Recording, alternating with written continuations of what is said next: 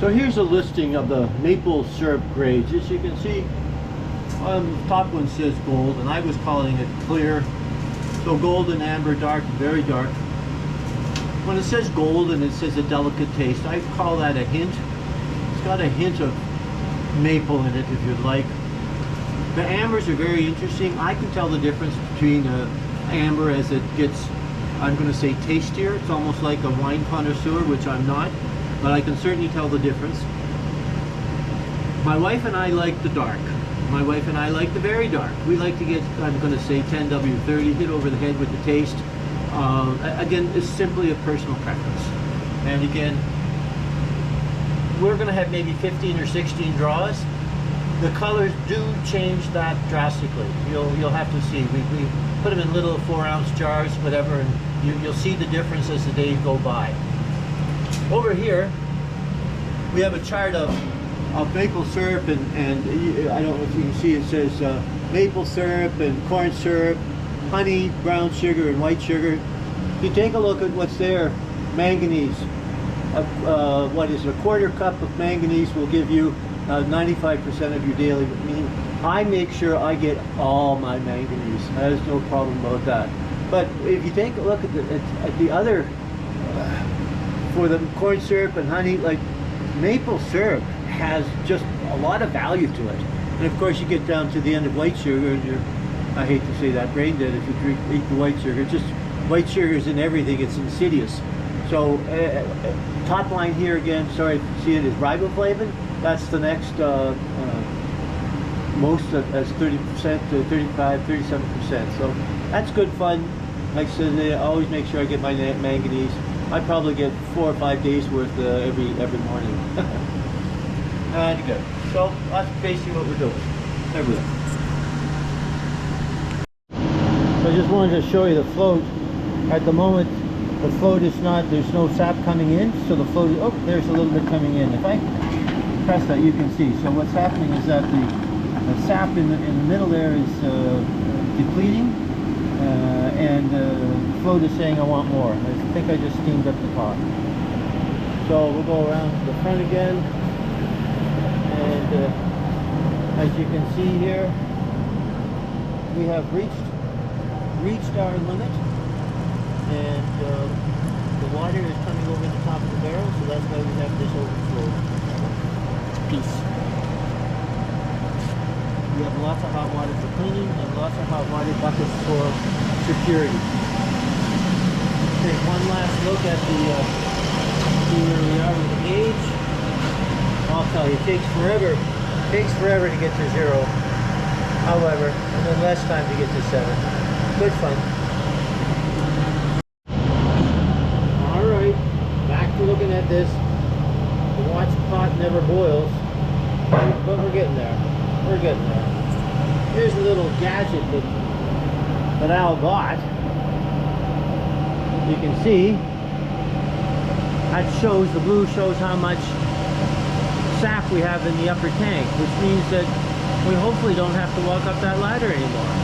That red light is going to, it started blinking, it's going to go down. So as the liquid is depleted, we will have more red light. So again, a gadget, but actually it might work. Love it.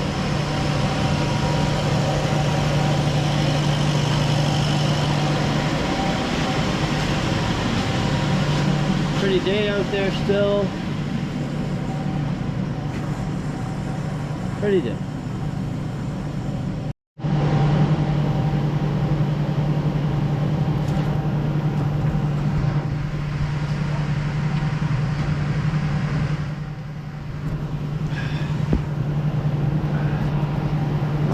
With the GoPro at the moment, so however we'll see. I never talked about the volume of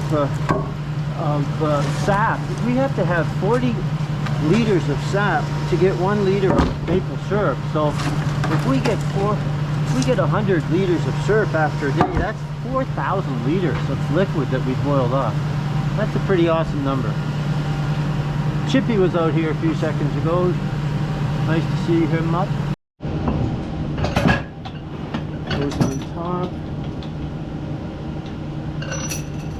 So all the sap, all the syrup now that's going to go in from this machine. Okay. We're going to put the O-rings on here. Oh, okay. O-rings stop things from leaking. Yes. I'm going to put those on now.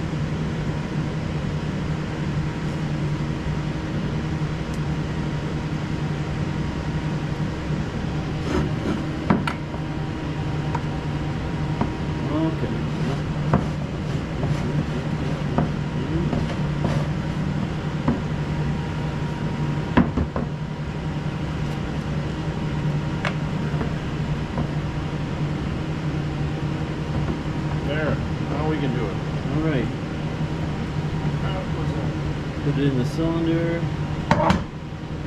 put the lid on, clamp it down.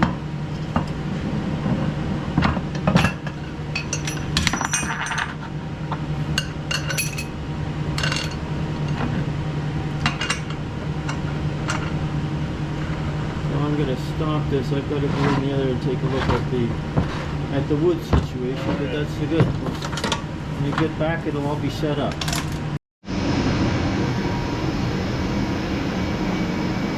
So I'm going to get some wood down again. Amazing again how much? That's 3 hours worth of wood, 3 hours of boiling.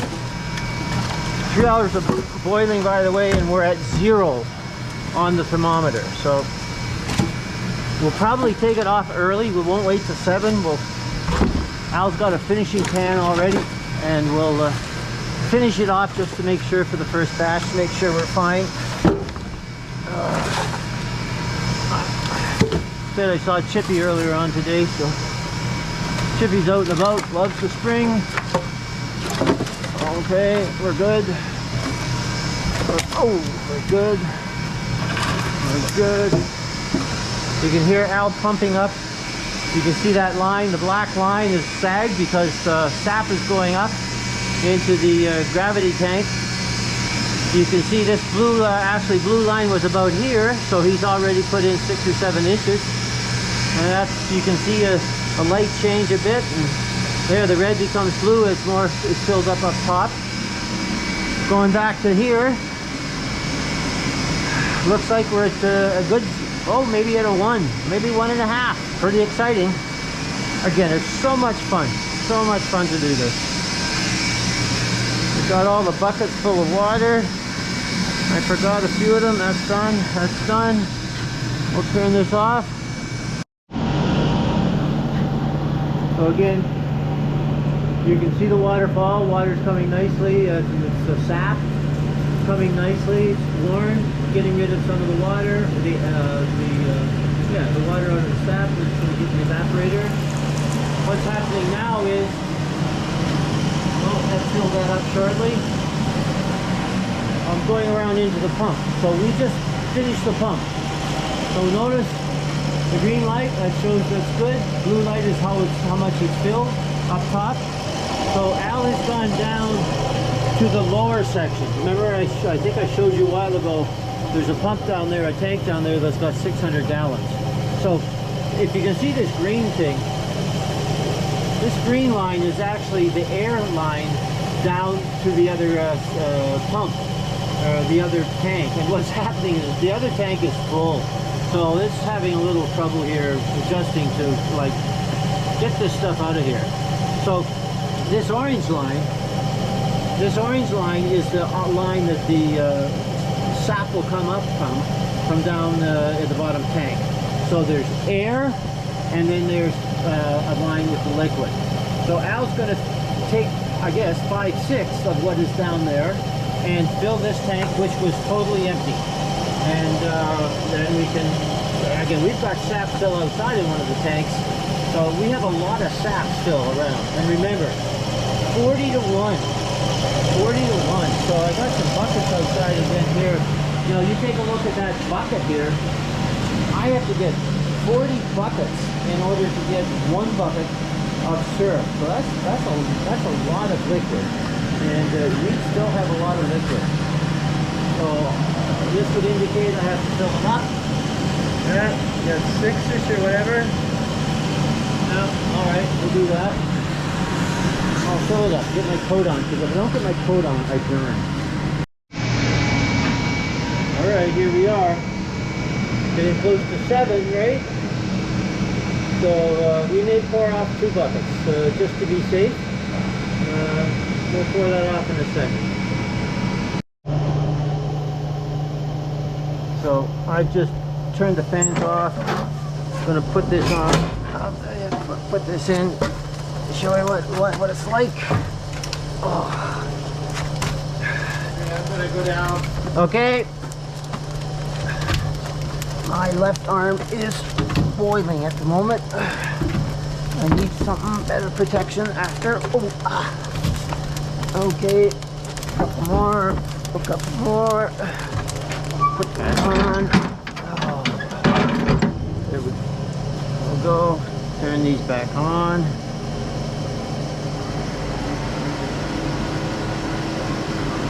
Oh, there we go. Okay. Whoa. That's hot, I'll tell you. My left arm is hot. So that thermometer set at 8, and what we're going to do is we're going to take off and see how many. We should certainly get a pail. We might get 2 pails. The first of the year. There you go. Pretty exciting stuff. Pretty exciting. Now it's watching the dial to see whether it's zipping below 7. I'm not sure.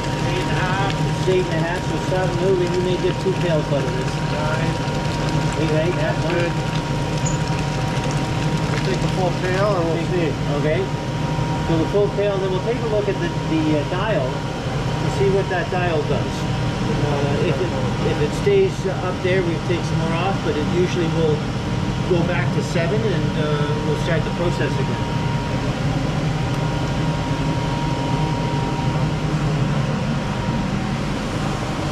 So we have, oh, can't see too much, a little bit of foam in there. Good.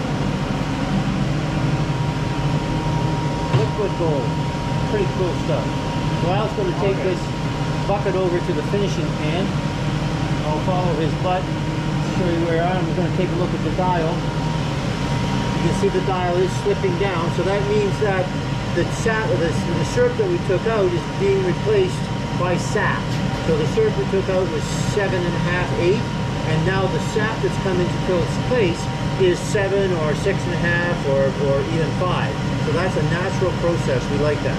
I'm going over now to the finishing pan.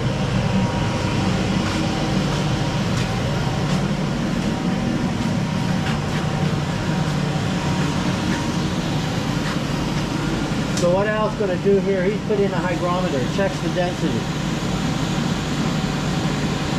So he's going to wait for a second. What do you want, 68 Brix? Yeah, 68, 69. Okay. We're in there. So depending on what we get, we may not have to put it into the finishing pan. That's the finishing pan there. Has the same type of thermometer. Now I'm checking that to see what's up. Again, if it floats too high, that means we have to cook it. If it floats too low, that means we have to add a little more 4 or 5 to get it down to the 68 Brix of sugar. Pretty cool. First pail. Pail is usually about 11 liters. What are we looking? Looks pretty good, eh? Yep. A little high. Yep. We just added a little bit of diluted hot sap to draw the density down. So again, we want a density 68. If it's 70, 72, it's too high. If it's 62, 64, it's too low, and we would have to cook it more. So at the moment, we would prefer not to cook. Yeah, you don't want to finish it. Yeah, we don't want to finish it if we don't have to. We want the evaporator to finish it off. We get pretty good at after a while, but again, this is the first bucket, so that's fine. So Al's going to take this out, the hygrometer, and he's going to take it into the next room where he's going to use the filter. The filter, there we go. That's kind of heavy. If we drop that, that's profit.